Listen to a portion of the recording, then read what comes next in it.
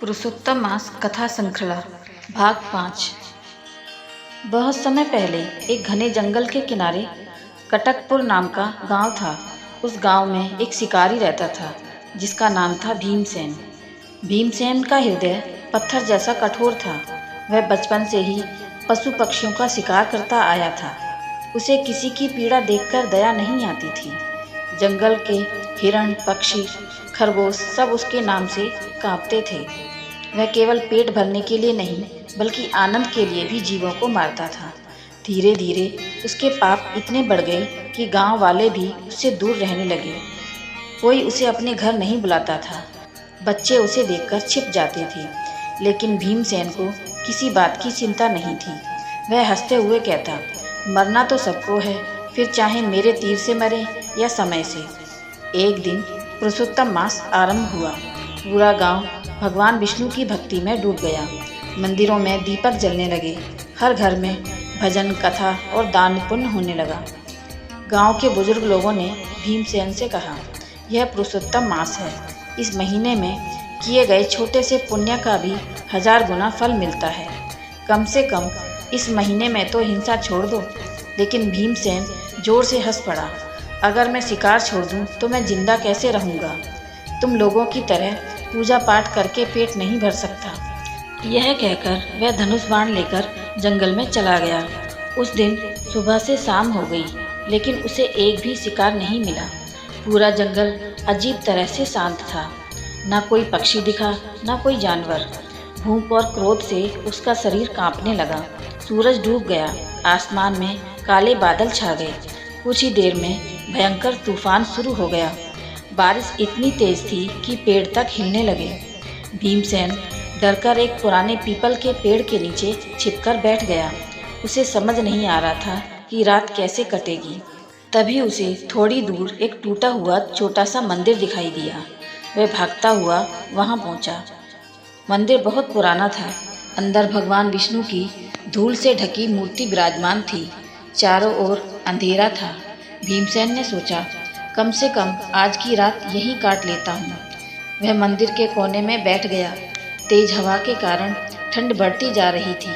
ठंड से बचने के लिए उसने सूखी लकड़ियाँ इकट्ठी की और आग जलाई। आग की रोशनी पूरे मंदिर में फैल गई। भगवान विष्णु की मूर्ति चमक उठी। भीमसेन ने पहली बार ध्यान से उस मूर्ति को देखा। न जाने क्यों उसके भीतर एक अजीब सी शांति उतरने लगी। बाहर तूफान बढ़ता जा रहा था, लेकिन मंदिर के भीतर उसे एक अनोखा सुकून महसूस हो रहा था। रात गहराने लगी। अचानक मंदिर के बाहर से धीमी सी आवाज़ आई, नारायण नारायण। भीमसेन चौंक गया।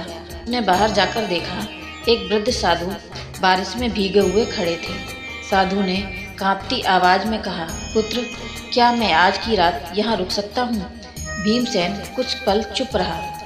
जिस व्यक्ति ने कभी किसी पर दया नहीं की, उसके भीतर अचानक करुणा जाग उठी। उसने साधु को अंदर बुलाया। फिर उसने अपने पास बचा हुआ थोड़ा सा भोजन भी उन्हें दे दिया। साधु मुस्कुराए। उन्होंने कहा, आज पुरुषोत्तम मास की एकादशी है। तुमने इस पवित्र रात में एक भूखे साधु को भोजन दिया है। भगवान अवश्य प्रसन्न होंगे। भीमसेन हंस पड़ा। बाबा, मैं कोई पुण्यात्मा नहीं हूँ।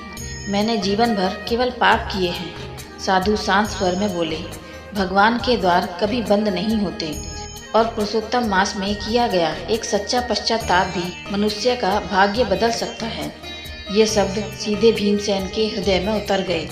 पूरी रात वह सो नहीं पाया। उसे अपने सारे पाप याद आने लगे। घायल पशुओं की चीखें, निर्दोष पक्षियों की तड़प। पहली बार उसकी आंखों से आंसू बहने लगे। सुबह होते ही तूफान शांत हो गया।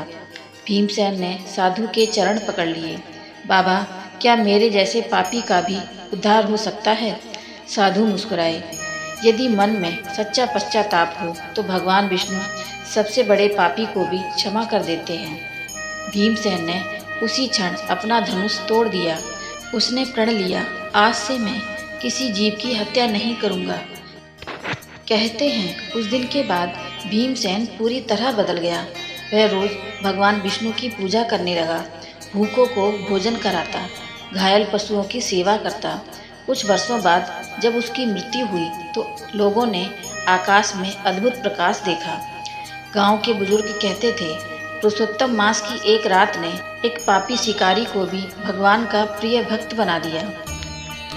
दोस्तों, इस कथा से हमें ये शिक्षा मिलती है कि पुरुषोत्तम मास केवल व्रत और पूजा का महीना नहीं है, यह आत्मा को बदलने का अवसर है। यदि सच्चे मन से पश्चाताप किया जाए तो भगवान सबसे बड़े पापी को भी क्षमा कर देते हैं। मिलते हैं अगली वीडियो में पुरुषोत्तम मास की एक नई कथा के साथ। हर हर महादेव।